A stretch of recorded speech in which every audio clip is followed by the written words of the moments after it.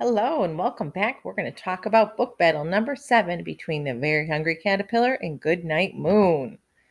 We're going to talk about connections today. There are 4 main kinds of connections, and I know you've all been talking about these in class.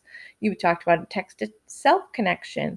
That's where you connect a story to yourself, and you say, it reminds me of a time something happened to yourself. Text to text is when you compare one book to another. Text to world is when you compare the book to something happening in the world around us. And text to media is when you compare a book to something that you saw on television or a website or maybe even a song. Now we're going to play a game called Making Connections. I'm going to read you some comments from your classmates, and you're going to see if you can tell what kind of connection it is before I show you the answer. Are you ready to play? Okay, here's the first one. One reason I like that book is because my mom read it to me when I was 2 or 3, and now I'm 9, turning 10.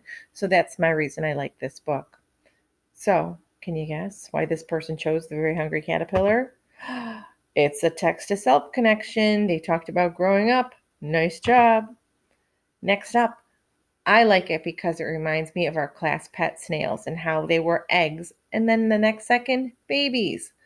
Well, I can tell from this comment, this is somebody in my class because we do have class pet snails in our class. They also talked about the life cycle that they're seeing. So, what kind of connection is this? If you guessed, wow, it's a 2 for the price of 1. Text to self and a text to world. Life cycle, something that happens in the world. Talking about a class pet, that's a text to self. How about this one? I chose The Very Hungry Caterpillar because it's more interesting. And Goodnight Moon was a rhyming book, so I did not like it.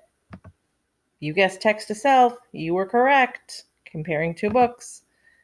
Next up, somebody said, I like it because it's almost like a caterpillar's life cycle. What kind of connection do you think this is?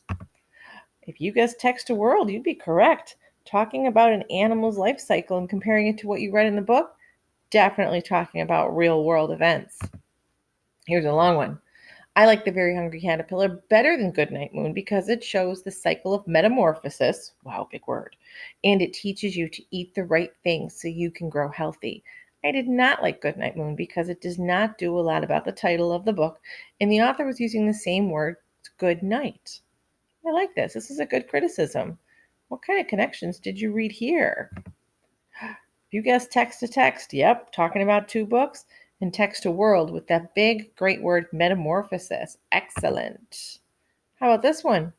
I've been reading this story since I was a baby. It was my favorite book to read with my mom. I love the rhymes. I love the rhymes on this one too. What kind of connection is this? Text to self. Next one. I like Goodnight Moon because it looks like Christmas. I never thought about it like this. That was a really good comment. Look at the red and the green on that book cover. It sure does look like Christmas.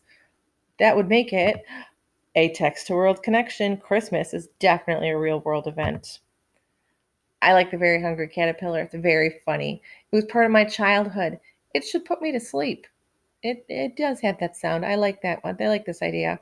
That would also make it a text to self connection. Excellent job.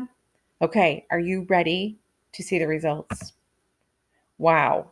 This one, maybe you could guess from all the book covers you saw in the comments. This was a blowout. The Very Hungry Caterpillar had 213 votes. Goodnight Moon only had 47.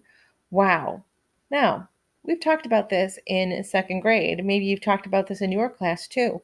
This picture at the top is called a pie chart. And a pie chart is a kind of nonfiction text feature.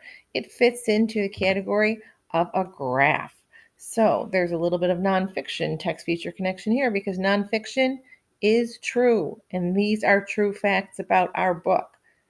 Coming right up is next the book battle between The Snowy Day by Ezra Jack Keats and The Mitten by Jan Brett. I'm guessing we can make some good connections in this next book battle. So I can't wait to read your results, and I hope you enjoy this very next book battle. Great job so far, everybody. It's getting good.